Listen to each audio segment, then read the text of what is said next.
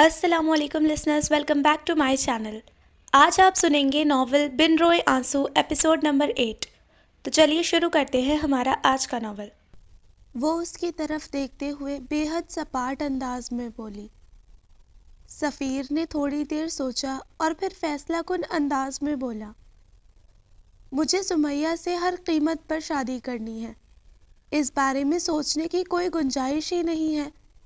گھر سے مہمان چلے جائیں اور علینا اپنے گھر واپس چلی جائے تو میں فوراً کینیڈا واپس چلا جاؤں گا۔ میری کینیڈا میں جاب اتنی اچھی ہے کہ میں اپنے باپ کے پیسوں کا بالکل بھی محتاج نہیں۔ وہ بے شک مجھے آگ کر دے۔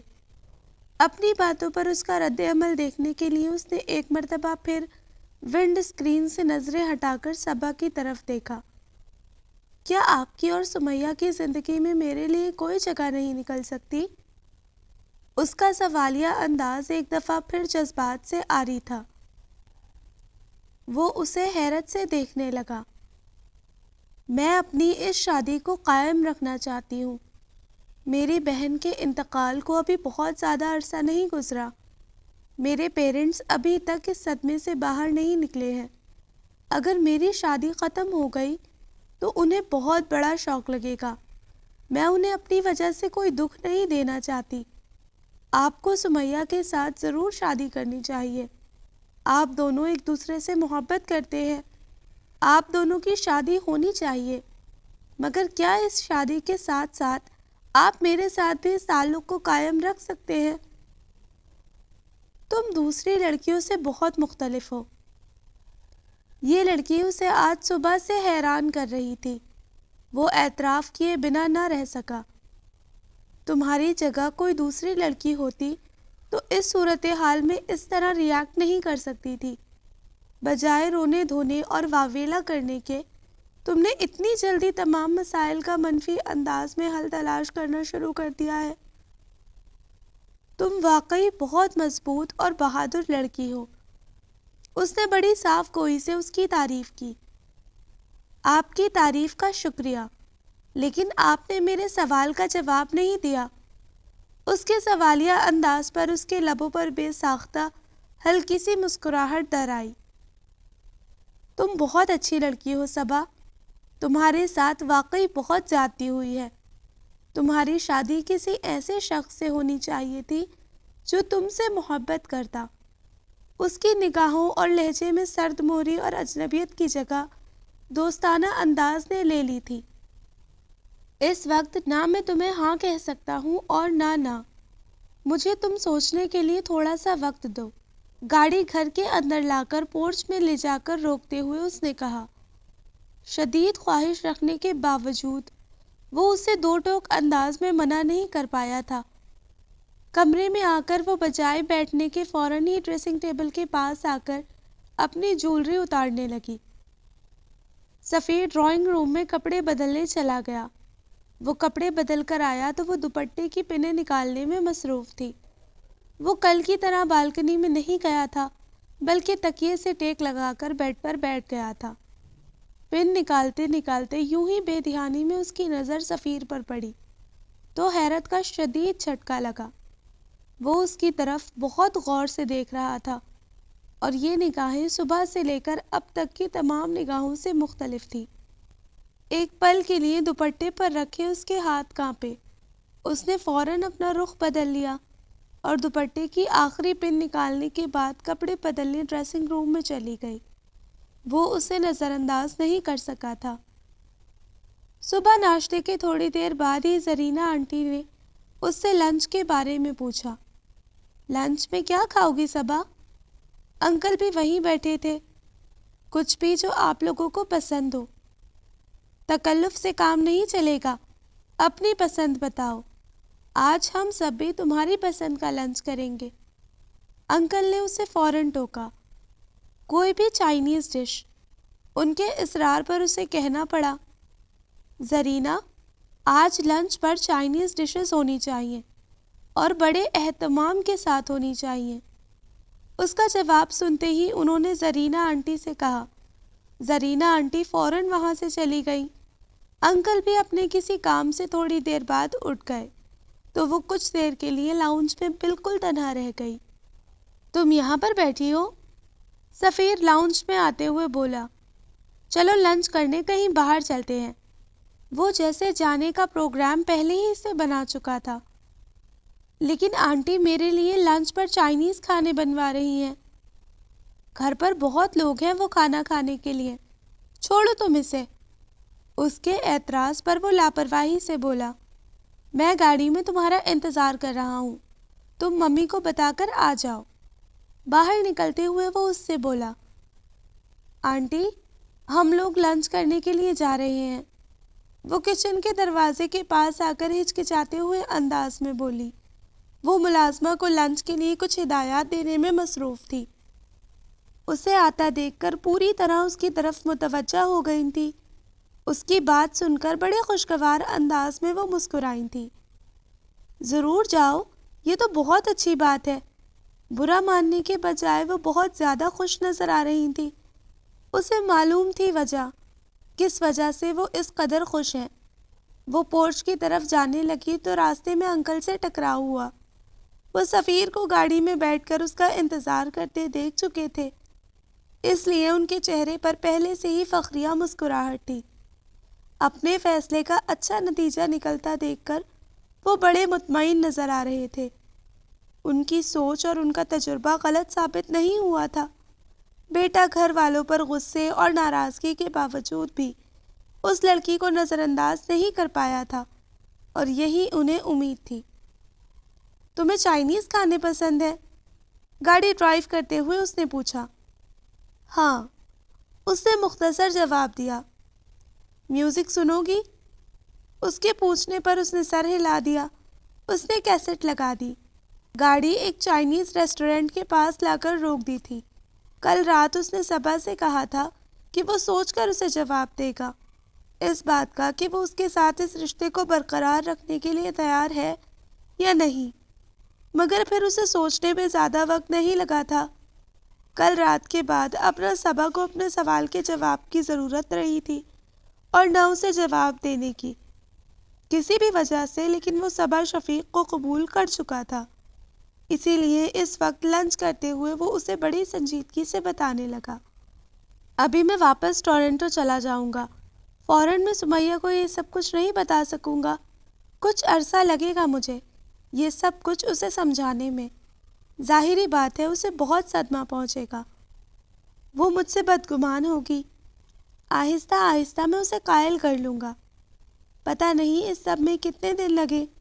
ویسے بھی ابھی 1 سال سے پہلے تو میرا پاکستان آنے کا کوئی ارادہ نہیں۔ شادی میں اس کے ساتھ یہاں سے جاتے ہی کر لوں گا، پھر جیسے ہی وہ میری بات سمجھنے میں کامیاب ہوئی ہم لوگ پاکستان آ جائیں گے۔ پاکستان آنے کا میرا پکا پروگرام ہے۔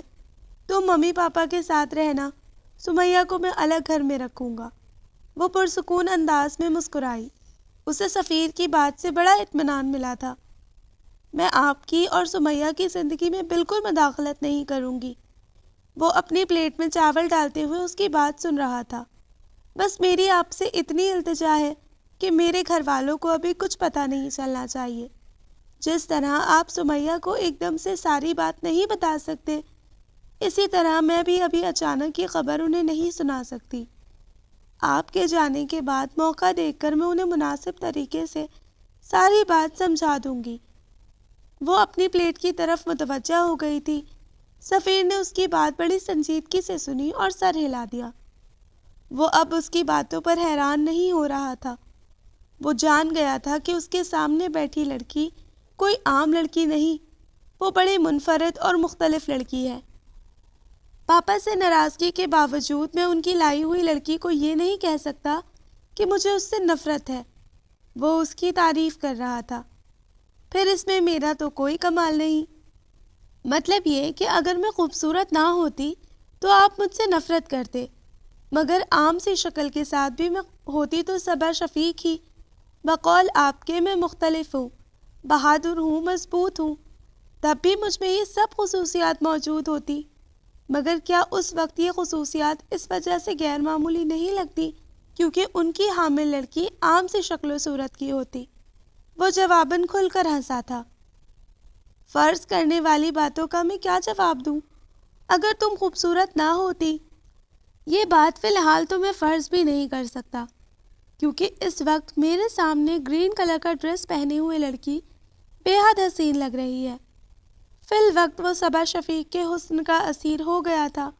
اس کی باتیں اسے اچھی لگ رہی تھیں، اسے دیکھنا اسے اچھا لگ رہا تھا۔ آپ فوراً گھر واپس جانا چاہتے ہیں؟ ارادہ تو یہی تھا۔ ویسے اگر تمہارا کہیں اور چلنے کا موڈ ہے تو مجھے کوئی اعتراض نہیں، اس نے بڑی فراخ دلی سے کہا۔ میں مما اور ڈیڈی سے ملنا چاہتی ہوں، اگر آپ چل سکیں تو۔ کھانے کے بعد وہ کمرے میں آئی تو سفیر وہاں پہلے سے موجود تھا۔ وہ ٹی وی پر کوئی مووی دیکھ رہا تھا۔ اسے دیکھ کر وہ دوستانہ انداز میں مسکرایا۔ آؤ بیٹھو، اچھی مووی آ رہی ہے۔ اس کی نظریں اسکرین پر تھیں اور ذہن ماض میں اٹکا ہوا تھا۔ میرا خیال ہے تمہیں فلم اچھی نہیں لگ رہی، والیوم کم کرتے ہوئے وہ بولا۔ نہیں، فلم اچھی ہے، اس نے چونکتے ہوئے اسے جواب دیا۔ فلم سے تمہاری بیزاری اپنی جگہ درست ہے، چاہے جن بھی حالات میں ہماری شادی ہوئی ہے۔ بہرحال آج ہماری شادی کی تیسری رات ہے اور صرف 3 دنوں میں 2 افراد ایک دوسرے سے اتنے تنگ نہیں آ جاتے کہ آپس میں گفتگو کرنے کے بجائے ٹی وی دیکھ کر وقت گزاریں۔ یہ نوبت تو غالباً شادی کے 2-3 سالوں بعد آنی شروع ہوتی ہے۔ اپنی بات مکمل کر کے اس نے ریموٹ سے ٹی وی آف کر دیا تھا۔ چلو ہم اپنی باتیں کرتے ہیں، موضوع کا انتخاب تم کرو۔ وہ اس کی طرف دیکھ رہا تھا۔ آپ مجھے سمیہ کے بارے میں بتائیں، وہ مسکراتے ہوئے بولی۔ کیا؟ اس نے حیرت سے پوچھا۔ یہی کہ وہ آپ کو پہلی مرتبہ کب اچھی لگی، کیوں اچھی لگی؟ تمہیں برا نہیں لگے گا اگر میں تم سے اس کی باتیں کروں گا؟ اس نے بے یقینی سے پوچھا۔ اصولاً مجھے برا ماننے کا کوئی حق نہیں ہے۔ وہ میرے اور آپ کے درمیان نہیں آئی، میں آپ کے اور اس کے درمیان آئی ہوں۔ اگر لگے تو اسے میرا ذکر برا لگنا چاہیے، مجھے اس کا نہیں۔ اس نے صاف گوئی سے کہا۔ مگر تم جان بوجھ کر تو ہمارے درمیان نہیں آئی۔ اگر ہمارے ساتھ زیادتی ہوئی ہے تو تمہارے ساتھ بھی زیادتی ہی ہوئی ہے۔ اس نے سگریٹ سلگاتے ہوئے اس پر ایک نظر دوڑائی۔ وہ میری قسمت ہے، میری قسمت میں جو لکھا تھا وہ ہو گیا، میں اس کے لیے کسی اور کو الزام نہیں دیتی۔ وہ متانت سے بولی، پھر 1 سیکنڈ کا توقف کر کے دوبارہ گویا ہوئی۔ آپ نے میرا سوال ٹال دیا، میں آپ سے سمیہ کے بارے میں پوچھ رہی تھی۔ وہ کیا بہت خوبصورت ہے؟ وہ جواب میں مسکرایا۔ خوبصورت؟ اگر میری نظر سے دیکھو تو وہ اس دنیا کی سب سے حسین لڑکی ہے، اور اگر دوسرے لوگوں کی بات کروں تو وہ گڈ لکنگ ہے۔ جواب دیتے ہوئے اس نے سائڈ ٹیبل پر رکھا اپنا والیٹ اٹھایا اور پھر اس میں سے کچھ نکالنے لگا۔ وہ خاموشی سے اسے دیکھ رہی تھی۔ یہ دیکھو اس کی تصویر۔ اس نے والیٹ میں سے تصویر نکال کر اس کی طرف بڑھائی۔ اسکارف لیے وہ لڑکی بڑی بے ساختگی سے کھلکھلا کر ہنس رہی تھی۔ ہنستے ہوئے سب سے نمایاں چیز اس کے ڈمپلز تھے۔ اس کی ہنسی بہت پیاری ہے، خاص طور پر ڈمپلز بہت خوبصورت لگ رہے ہیں۔ اس نے تصویر کی طرف دیکھتے ہوئے تبصرہ کیا۔ حیرت ہے، تمہیں بھی اس کی وہی چیز سب سے اچھی لگی جو مجھے لگتی ہے۔ وہ ہولے سے ہنسا۔ سگریٹ ایش ٹرے میں مسلتے ہوئے اس نے تصویر واپس والیٹ میں رکھ دی تھی۔ اس وقت وہ اس سے اتنی دور تھی کہ وہ اسے یاد کر کے دکھی ہونے کے سوا کچھ نہیں کر سکتا تھا۔ اس لیے اس نے اپنی توجہ اس لڑکی کی طرف کر لی جسے دیکھ کر کچھ دیر کے لیے سب پریشانیاں بھول جانے کو جی چاہنے لگتا تھا۔ ظفر تفریحی پروگرام بنانے میں اپنا ثانی نہیں رکھتا تھا۔ حسب عادت اس نے پکنک کا پروگرام بنا لیا جس میں صبا کی سسرال کو بھی انوائٹ کیا گیا تھا۔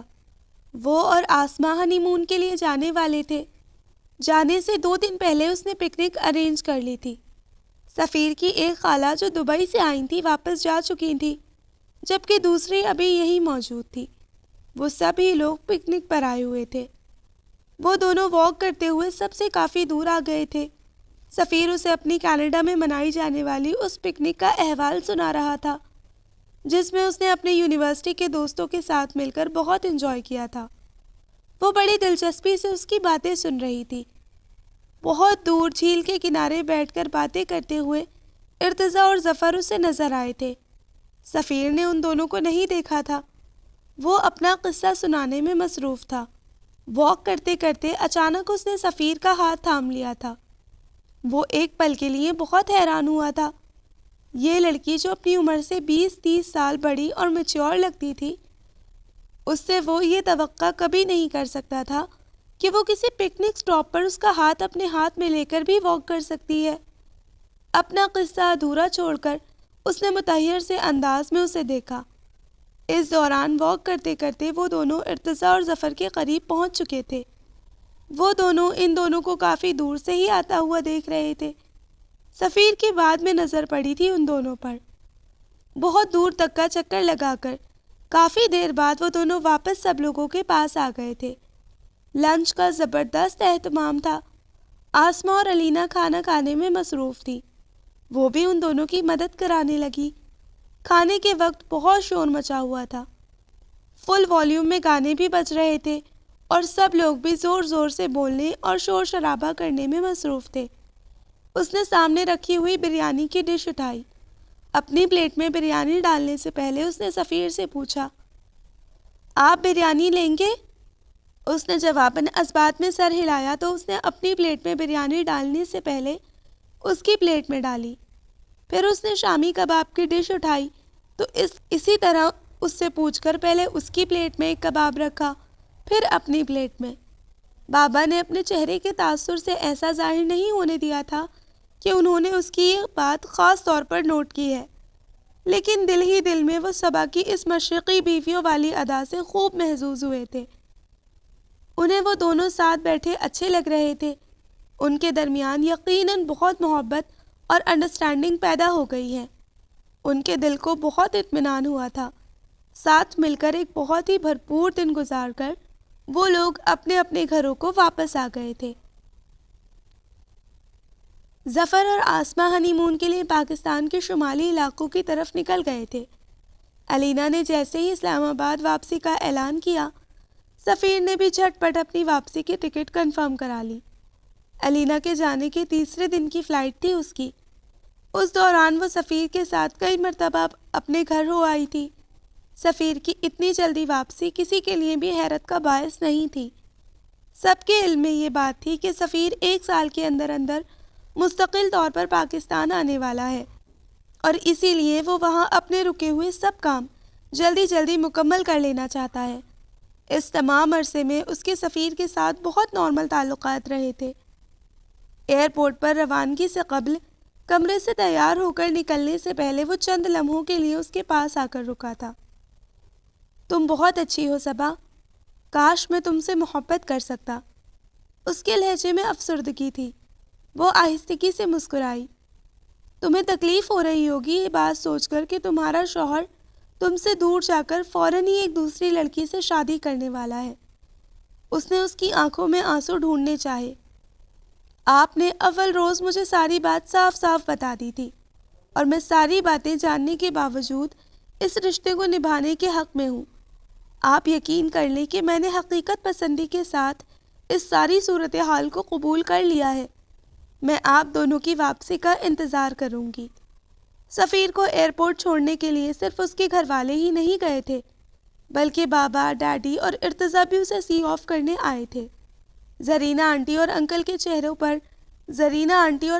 چہروں پر بیٹے کے ساتھ رویہ ان کے سامنے تھا۔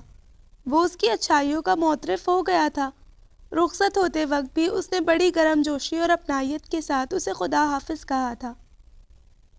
سفیر نے ٹورنٹو پہنچتے ہی اپنی خیریت کا فون کیا تھا۔ زرینہ آنٹی اور اس نے بہت مختصر سی گفتگو کی تھی۔ ظفر واپس جانے والا تھا، وہ بھائی کے ساتھ 1-2 دن گزارنا چاہتی تھی۔ زرینہ آنٹی نے اسے بخوشی میکے جانے کی اجازت دے دی۔ ظفر کے جانے میں ابھی 2 دن تھے۔ آسمہ بہت چپ چاپ نظر آ رہی تھی۔ اتنا عجیب لگ رہا ہے صبا، ظفر کے جانے کا سوچ کر دل گھبرا رہا ہے۔ تمہیں بھی اس طرح کی فیلنگز ہوئی ہوں گی سفیر کے جانے پر؟ آسمہ نے اس سے کہا تو اس نے اقرار میں گردن ہلا دی۔ فطری بات ہے نا بھابھی، جس شخص سے آپ کا رشتہ جڑا ہے اس کا دور جانا اچھا کیسے لگ سکتا ہے؟ وہ شام کو آئی تھی۔ شام سے لے کر رات گئے تک وہ ظفر، ارتضیٰ اور آسمہ آپس میں باتیں کرتے رہے تھے۔ بابا، ڈیڈی اور مما نے رات 10 بجے تک ان لوگوں کا ساتھ دیا تھا۔ اگلے روز ماس کا اسکول کا پہلا دن تھا۔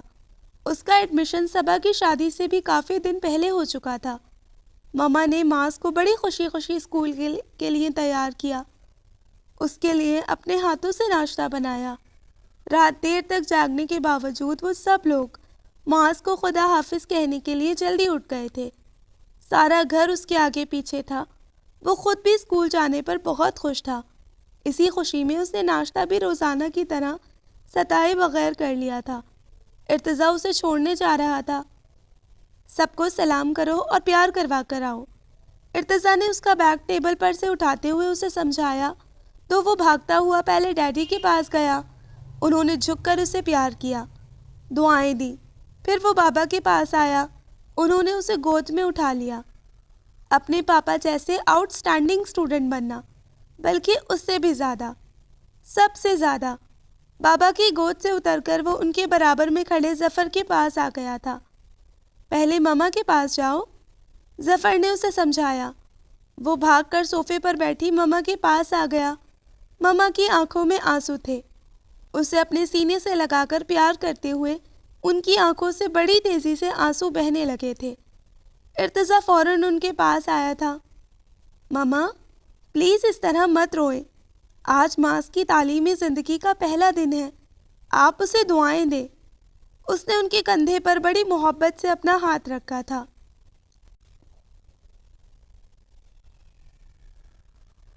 ظفر چلا گیا تھا تو وہ واپس اپنے سسرال آ گئی تھی۔ سفیر نے اس ایک فون کے بعد دوبارہ فون نہیں کیا تھا۔ زرینہ آنٹی کو اس کا فون نہ آنے پر بہت تشویش تھی۔ اسے گئے 10 دن سے اوپر ہو چکے تھے۔ شروع کے 4-5 دن اس کی کال کا انتظار کرنے کے بعد انہوں نے خود ہی اسے گھر پر فون کیا، مگر وہ گھر پر ملا نہیں۔ پھر اس کا فون آ گیا تھا، مگر فون صبا کے لیے تھا۔ رات کے 2 بج رہے تھے جب اس کے کمرے میں فون کی بیل بجی تھی۔ اس نے ریسیور اٹھایا تو دوسری طرف سفیر تھا۔ آپ اتنے دنوں سے کہاں ہیں؟ یہاں پر سب آپ کی طرف سے بہت فکر مند ہیں۔ اس کی آواز سنتے ہی صبا نے کہا، یہی ہوں، مجھے کہاں جانا ہے؟ اور جو میرے لیے فکر مند ہے ان سے کہو میرے بارے میں سوچنا چھوڑ دیں۔ اس کا لہجہ طنزیہ تھا۔ کیا ہوا ہے سفیر؟ آپ سمیہ سے ملے؟ اس کا سوال سن کر اس نے ایک ٹھنڈی سانس لی۔ میں بہت پریشان ہوں صبا، میری سمجھ میں کچھ بھی نہیں آ رہا کہ میں کیا کروں۔ سمیہ مجھ سے بہت بری طرح ناراض ہو گئی ہے۔ وہ بہت مایوس اور پریشان لگ رہا تھا۔ آپ فکر نہیں کریں، وہ آہستہ آہستہ ساری بات سمجھ جائے گی۔ اسے آپ کی مجبوری کا اندازہ ہو جائے گا۔ آپ اسے تھوڑا سا وقت دیں۔ اس نے اسے تسلی دینی چاہی تو وہ جواباً غصے سے بولا، بات تو وہ تب سمجھتی اگر وہ میری کوئی بات سن رہی ہوتی۔ وہ نہ مجھ سے مل رہی ہے نہ فون پر بات کر رہی ہے۔ اسے میری کسی مجبوری سے کوئی سروکار نہیں۔ اس کے نزدیک مجھ سے ناراض ہونے کے لیے یہ بات کافی ہے کہ میں شادی کر کے آیا ہوں۔ چاہے کسی بھی وجہ سے وہ میری آواز سن کر فون بند کر دیتی ہے، اپنے گھر میں مجھ سے ملنے سے انکار کر دیتی ہے، اپنے آفس جانا اس نے چھوڑا ہوا ہے۔ میں اس سے کہاں ملوں؟ کیسے اپنی پوزیشن کلیئر کروں؟ وہ آپ سے محبت کرتی ہے سفیر۔ جن سے محبت کی جاتی ہے پھر ان سے زیادہ عرصہ ناراض نہیں رہا جا سکتا۔ اسے آپ پر بہت اعتماد تھا۔ ابھی چونکہ اس کے اعتماد کو ٹھیس پہنچی ہے اس لیے وہ اس طرح ری ایکٹ کر رہی ہے، مگر وہ زیادہ دنوں تک آپ سے ناراض نہیں رہ پائے گی۔ وہ آپ کی مجبوری اور آپ کے عذر کو قبول کرتی ہے یا نہیں، بہرحال وہ آپ کی معذرت کو ضرور قبول کر لے گی۔ آپ تھوڑے دن انتظار کریں، انشاءاللہ سب ٹھیک ہو جائے گا۔ اس نے اسے تسلی دینے کی کوشش کی تھی۔ وہ قدرے مطمئن ہو گیا تھا۔ تم ٹھیک کہہ رہی ہو صبا، مجھے اس طرح مایوس نہیں ہونا چاہیے۔ اس کے بعد اس نے مزید 3-4 منٹ اس سے بات کی اور پھر فون بند کر دیا۔ صبح اس نے ناشتے کی میز پر زرینہ آنٹی کو سفیر کے فون کے بارے میں بتایا۔ وہ آفس میں تھوڑے بزی تھے، اس وجہ سے فون نہیں کر رہے تھے۔ بیٹے کی خیریت کی اطلاع ملنے پر سکون اور اطمینان محسوس کرنے کے ساتھ ساتھ انہیں اس بات سے تھوڑی سی تکلیف بھی پہنچی کہ اتنے دنوں بعد اس نے فون کیا تو اپنی بیوی کو، ماں کو نہیں۔ آنٹی کئی سالوں سے اپنا ذاتی اسکول کامیابی کے ساتھ چلا رہی تھی۔ شادی کی مصروفیت کے پیش نظر انہوں نے اسکول جانا چھوڑا ہوا تھا، مگر اب وہ دوبارہ اسکول جانے لگی تھی۔ جب سے انہوں نے اسکول جانا شروع کیا تھا وہ گھر میں اکیلی بہت بوریت محسوس کر رہی تھی۔ آنٹی 3 بجے واپس آئیں۔ تم کھانا کھا لیتی، میرے انتظار میں بھوکی کیوں بیٹھی رہی؟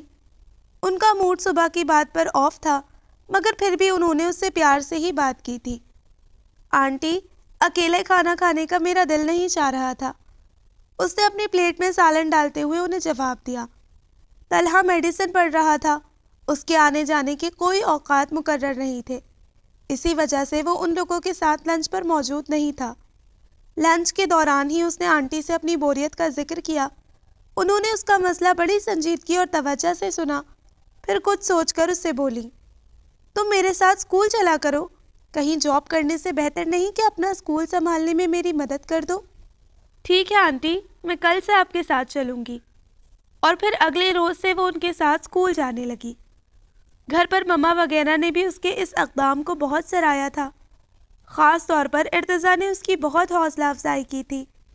9 to 5 والی جاب کے مقابلے میں یہ کام بہت بہتر ہے۔ ہمارے کلچر میں لڑکیوں کے لیے ٹیچنگ سے اچھا کوئی پروفیشن نہیں ہو سکتا۔ سفیر کی فون کالز آ رہی تھیں، مگر بہت مختصر۔ وہ اپنے مسئلے میں الجھا ہوا تھا۔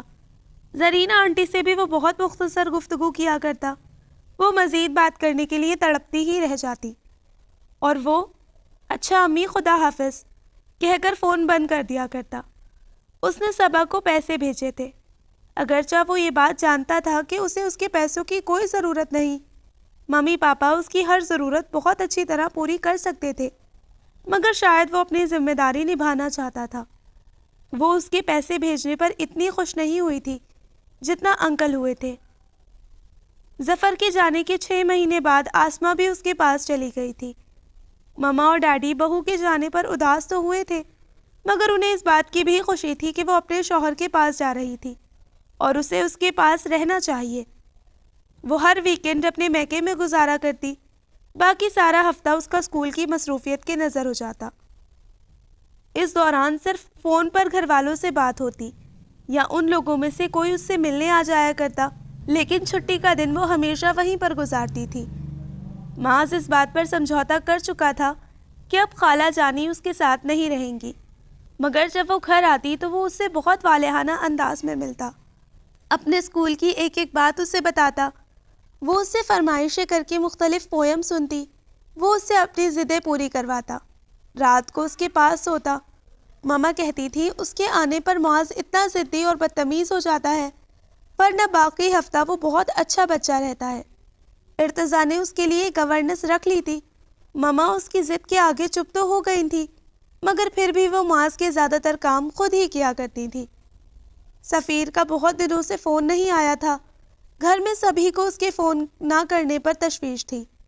وہ خود نہ گھر کے فون پر نہ موبائل پر کہیں نہیں مل رہا تھا۔ وہ گھر پر نہیں ملا تو آفس فون کیا گیا، وہاں سے پتہ چلا کہ وہ آج کل چھٹیوں پر ہے۔ اس خبر سے سب کی تشویش مزید بڑھ گئی تھی۔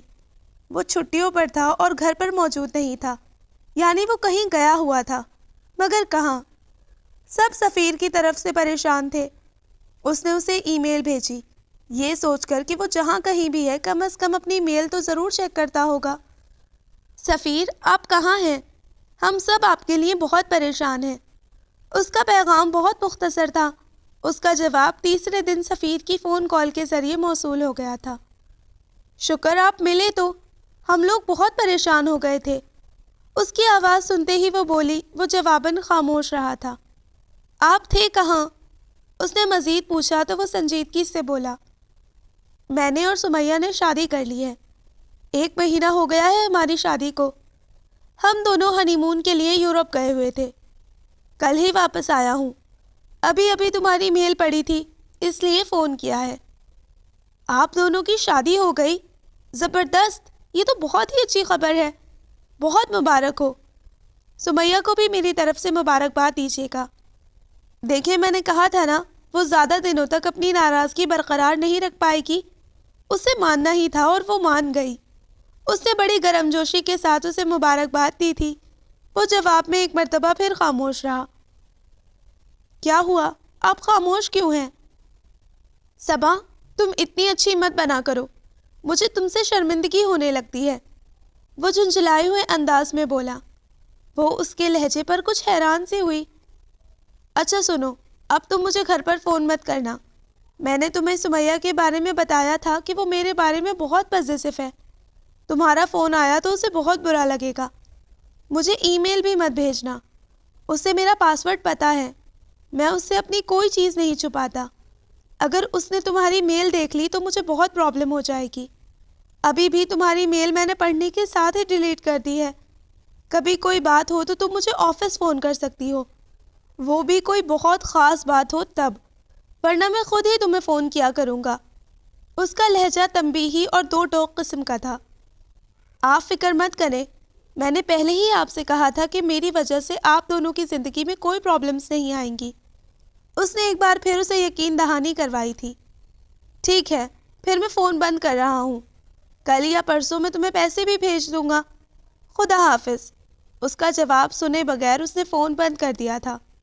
وہ کمرے سے باہر نکل کر لاؤنج میں آئی تو زرینہ آنٹی اور انکل وہاں بیٹھے نظر آئے۔ وہ دونوں سفیر کے بارے میں بات کر رہے تھے۔ اس کی اتنی طویل گمشدگی ان دونوں کے لیے بہت پریشان کن تھی۔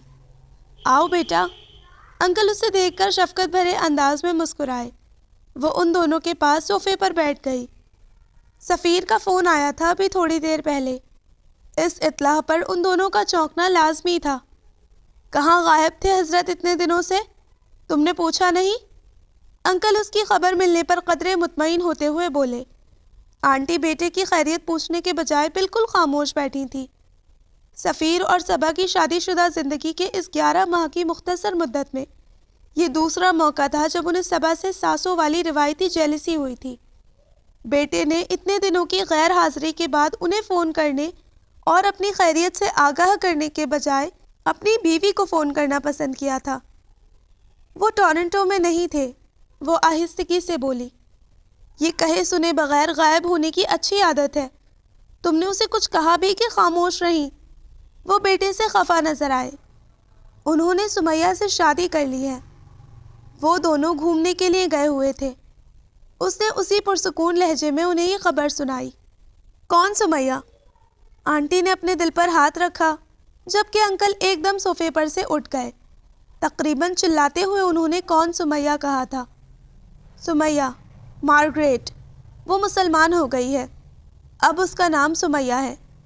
وہ چند لمحوں پہلے اس لڑکی سے حسد کر رہی تھی اور اب وہ خود میں اس سے نگاہیں ملانے کی ہمت نہیں پا رہی تھی۔ انکل کا سارا غصہ جھاگ کی طرح بیٹھ گیا۔ بہت نڈھال سے انداز میں وہ صوفے پر گر گئے۔ آنٹی کی طرح انہوں نے بھی اس سے نظریں نہیں ملائیں تھیں۔ وہ دونوں ہاتھوں میں سر تھامے بالکل چپ بیٹھے تھے۔ وہ آنٹی کی صدمے اور غم سے نڈھال حالت کا اندازہ کرتے ہوئے فوراً ہی ان کے لیے پانی لے آئی تھی۔ آنٹی پانی پی لیں، اس نے گلاس ان کے لبوں سے لگایا۔ آپ حوصلہ کریں آنٹی، یہ شادی سفیر کو لازمی کرنا تھی۔ جو چیز ہونا طے تھی اس کے ہو جانے پر افسوس کرنے کا کوئی فائدہ نہیں۔ سفیر نے اچھا نہیں کیا، بالکل اچھا نہیں کیا۔ صبا، ہمیں معاف کر دو، ہم نے تمہارے ساتھ بہت بڑی زیادتی کر ڈالی ہے۔ وہ اسے اپنے گلے سے لگا کر رونے لگی۔ سب ان کی وجہ سے ہوا ہے، ان کی ضد اور غصے کی وجہ سے۔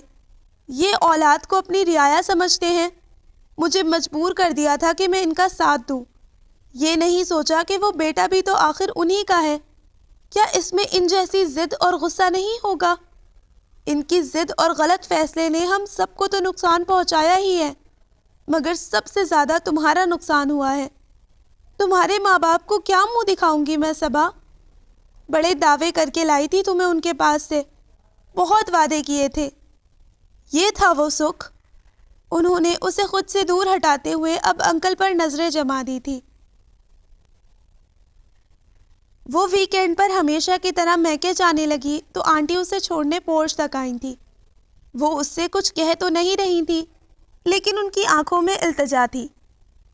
اپنے ماں باپ کو کچھ مت بتانا۔ حالانکہ وہ یہ بات جانتی تھی کہ صبا سب کچھ بہت پہلے سے جانتی ہے۔ اگر اسے کسی کو کچھ بتانا ہوتا تو وہ کب کا بتا چکی ہوتی، بلکہ یہ گھر چھوڑ کر جا چکی ہوتی۔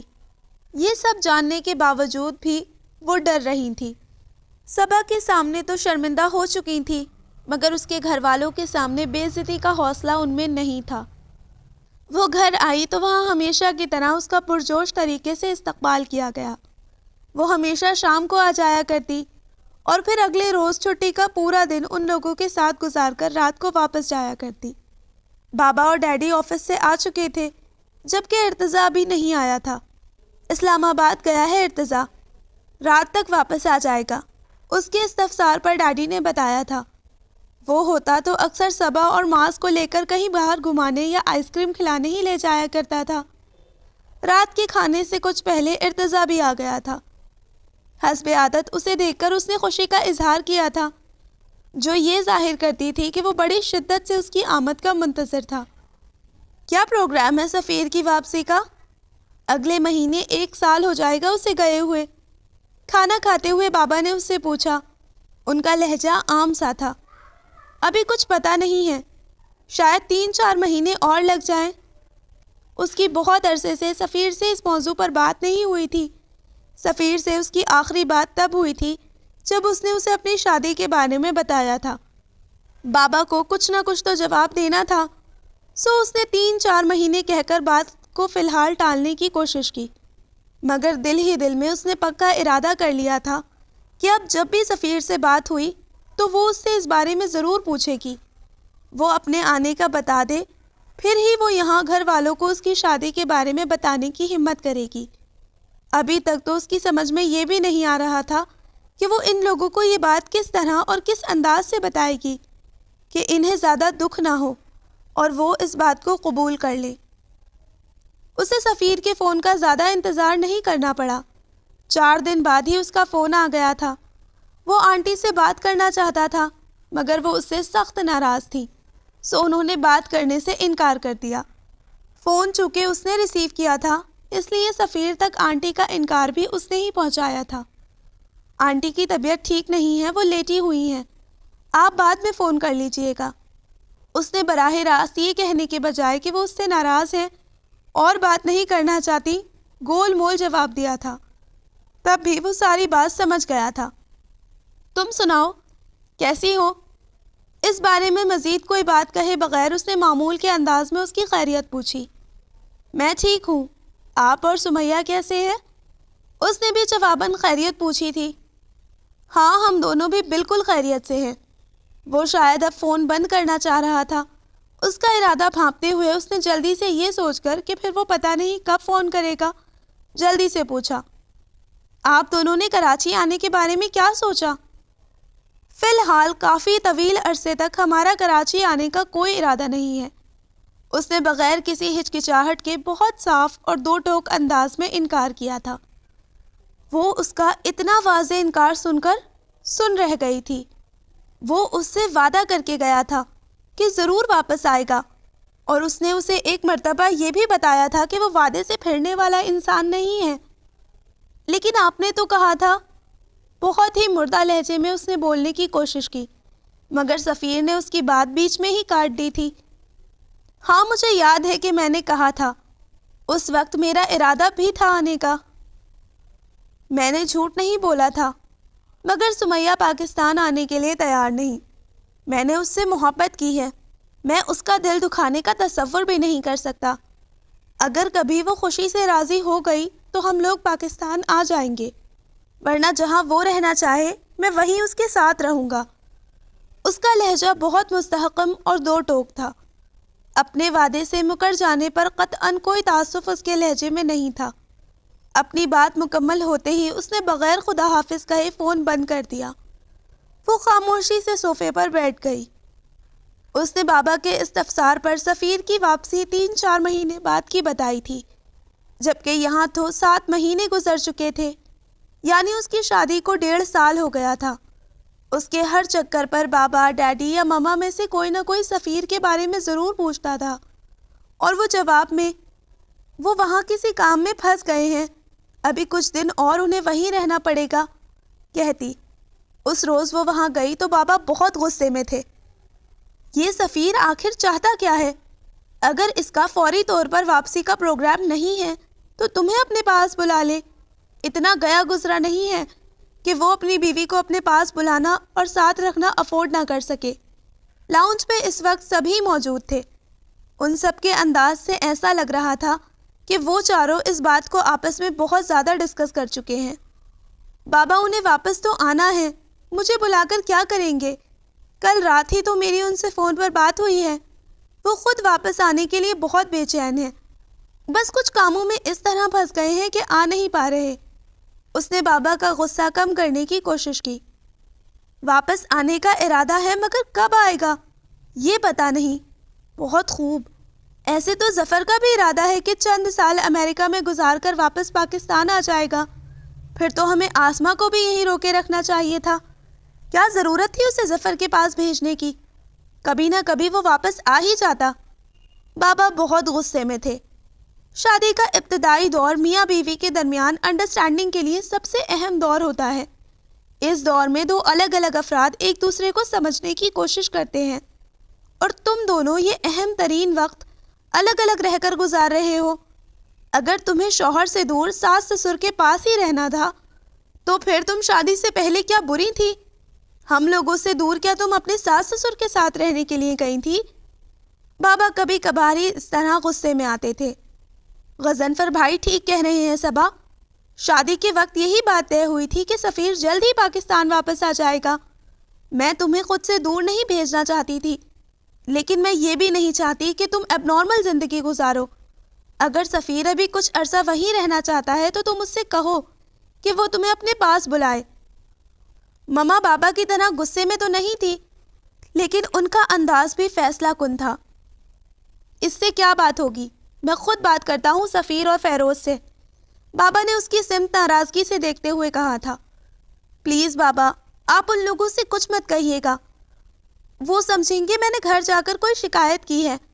میں اپنے گھر میں بدمزگی اور تناؤ پیدا نہیں کرنا چاہتی، وہ التجائیہ انداز میں بولی۔ وہ جو مرضی چاہیں سمجھ لیں، مجھے کسی کے سمجھنے کی پرواہ نہیں، بابا خفگی سے بولے۔ اچھا آپ ناراض تو مت ہو، چلے میں خود بات کر لوں گی، پرومس، میں سفیر سے کہوں گی کہ وہ مجھے اپنے پاس ٹورنٹو بلا لیں۔ بابا مجھ سے تنگ آ گئے ہیں، میں ہر ہفتہ ان کے گھر آ جاتی ہوں نا، انہیں اچھا نہیں لگتا میرا اتنی جلدی آنا، وہ روٹھے ہوئے لہجے میں بولی۔ ارتضیٰ بزنس کے کسی کام سے امریکہ جا رہا تھا۔ صبا نے یہ سن کر کہ وہ نیو یارک کے علاوہ ظفر سے ملنے بھی جائے گا، بھابھی اور بھتیجی جو وہیں پیدا ہوئی تھی اس کے لیے اس کے ہاتھ تحفے بھجوائے تھے۔ ظفر غصے کے عالم میں اپنی مٹھیاں بھیجے کمرے میں ادھر ادھر ٹہل رہا تھا۔ ارتضیٰ سامنے صوفے پر بالکل خاموش بیٹھا ہوا تھا۔ ظفر کے چہرے پر اگر غصہ تھا تو ارتضیٰ کے چہرے پر دکھ اور پریشانی۔ وہ دونوں آپس میں کوئی بات نہیں کر رہے تھے۔ کمرے میں سوائے گھڑی کی ٹک ٹک کے دوسری کوئی آواز سنائی نہیں دے رہی تھی۔ اچانک اقصیٰ کے رونے کی آواز نے اس سکوت کو درہم برہم کرنے کی کوشش کی تھی۔ آسما، اسے چپ کرواؤ، ظفر دہاڑا۔ ظفر، آرام سے، اس طرح غصہ کرنے کا کوئی فائدہ نہیں ہے۔ وہ اسے ٹوکنے پر مجبور ہوا تھا۔ ارتضیٰ، مجھے ابھی تک یقین نہیں آ رہا، کیا صبا اس طرح کی بے وقوفی بھی کر سکتی ہے؟ کیا وہ اتنی بڑی بات ہم لوگوں سے چھپا سکتی ہے؟ وہ اپنا سر دونوں ہاتھوں میں تھام کر بڑی بے بسی سے بولا۔ اس کی آواز میں غصے کے ساتھ ساتھ رنج اور کرب بھی تھا۔ وہ جیسے ابھی تک کسی شوق کی کیفیت میں مبتلا تھا، اور شوق کی حالت میں تو ابھی تک ارتضیٰ بھی تھا۔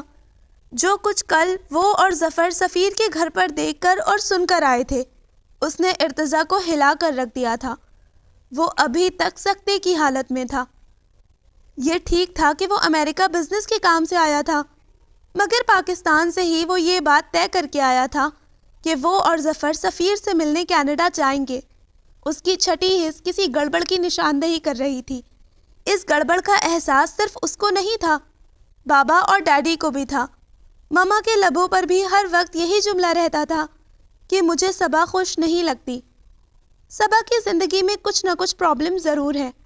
مجھے ایسا لگتا ہے وہ ہم لوگوں سے کچھ چھپاتی ہے، اس نے ظفر سے کہا تھا. پھر وہ دونوں مل کر سفیر سے ملنے کینیڈا آ گئے تھے. اس سے پہلے مطلع کیے بغیر وہ دونوں اچانک اس کے اپارٹمنٹ پہنچے تھے. بیل بجانے پر اس فلیٹ کا دروازہ ایک لڑکی نے کھولا تھا. ارتضیٰ کے بدترین خدشات درست ثابت ہو گئے تھے. زندگی میں پہلی مرتبہ اسے اپنے اندازوں کے صحیح نکلنے پر خوش ہونے کے بجائے اس کا دہاڑے مار مار کر رونے کو دل چاہا تھا. ظفر کی حالت بھی اس سے مختلف نہیں تھی. ارتضیٰ ہی نے اس لڑکی سے سفیر کے بارے میں پوچھا. وہ دونوں کو لے کر اندر آ گئی تھی. اندر آتے ہی انہیں سفیر بھی نظر آ گیا. وہ ایک کمرے سے باہر نکل رہا تھا. اس کی گود میں ایک بالکل چھوٹا سا بچہ بھی تھا. وہ اس بچے کو پیار کر رہا تھا. بچے کو پیار کرتے کرتے ہی اس کی ان دونوں پر نگاہ پڑی. اس کے چہرے کا رنگ بالکل فق ہو گیا تھا. کیسے ہو سفیر؟ ارتضیٰ نے آگے بڑھ کر اس سے مصافحہ کرنے کے لیے ہاتھ بڑھاتے ہوئے طنزیہ انداز میں اس کی خیریت پوچھی. یہ غالباً تمہارا بیٹا ہے. اس نے اس چھوٹے سے بچے پر ایک نگاہ ڈالی. سفیر نے اسے کوئی جواب دینے کے بجائے اس لڑکی کو انگریزی میں مخاطب کیا. سمیہ، یہ میرے کزنز ہیں، پاکستان سے مجھ سے ملنے آئے ہیں. وہ لڑکی مسکراتے ہوئے ان لوگوں سے خیریت پوچھنے لگی. ارتضیٰ کو اندازہ ہوا کہ اس لڑکی کو اردو نہیں آتی. دوسرا والا اندازہ ارتضیٰ کے لیے بے حد تکلیف دہ تھا کہ وہ ارتضیٰ اور ظفر کے سامنے اپنی اصلیت ظاہر ہونے پر شرمندہ نہیں تھا، بلکہ وہ اس لڑکی کے سامنے کسی بات کے ظاہر ہو جانے کے خوف سے پریشان تھا.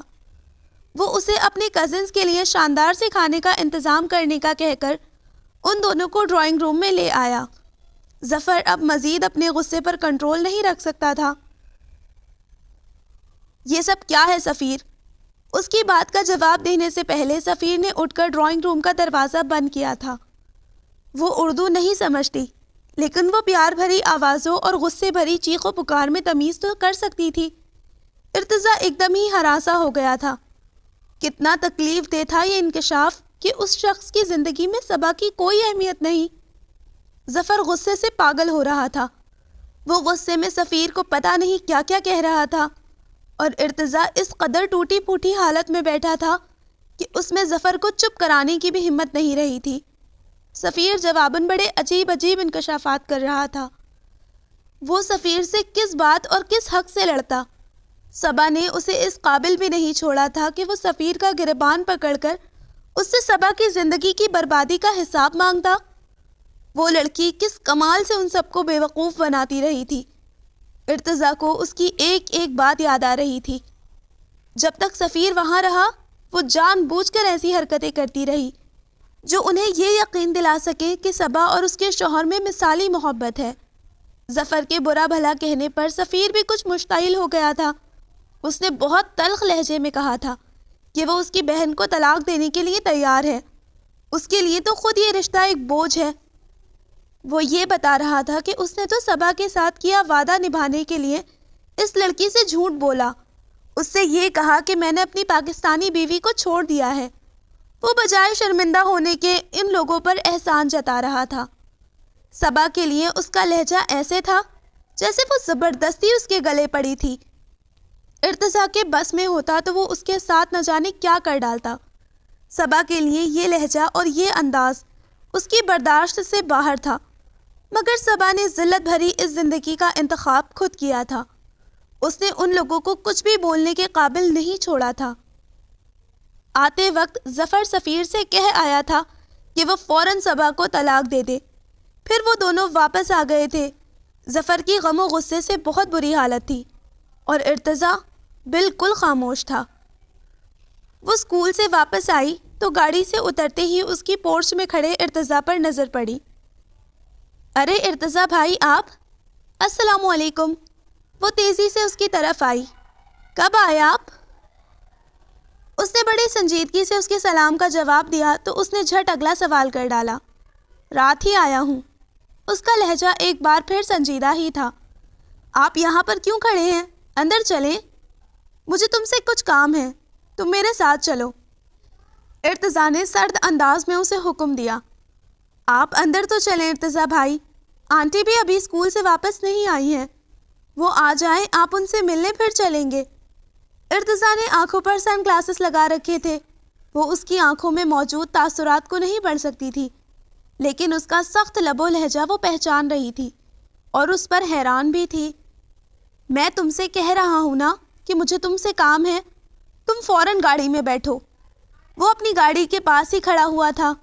اس سے یہ بات کہتے ہوئے اس نے گاڑی کا دروازہ کھول دیا تھا۔ لیکن ارتضیٰ بھائی، میں آنٹی سے کہے بغیر جاؤں گی تو وہ کیا سوچیں گی؟ وہ آنے والی ہوں گی، آپ تھوڑی دیر ٹھہر جائیں۔ وہ اس کا پراسرار انداز سمجھ نہیں پا رہی تھی۔ اسے زندگی میں پہلی مرتبہ ارتضیٰ سے خوف آ رہا تھا۔ تم گاڑی میں خود بیٹھو گی یا میں تمہیں ہاتھ پکڑ کر بٹھاؤں؟ اس کا لہجہ عجیب سا تھا۔ وہ ہار ماننے والے انداز میں اس کی گاڑی کے پاس آ گئی۔ آنٹی سے کہہ دینا میں ارتضیٰ بھائی کے ساتھ کسی ضروری کام سے جا رہی ہوں، اس نے ملازم سے کہا اور گاڑی میں بیٹھ گئی۔ اس کے بیٹھتے ہی ارتضیٰ نے گاڑی سٹارٹ کر دی۔ وہ گاڑی بڑی مناسب رفتار سے چلا رہا تھا۔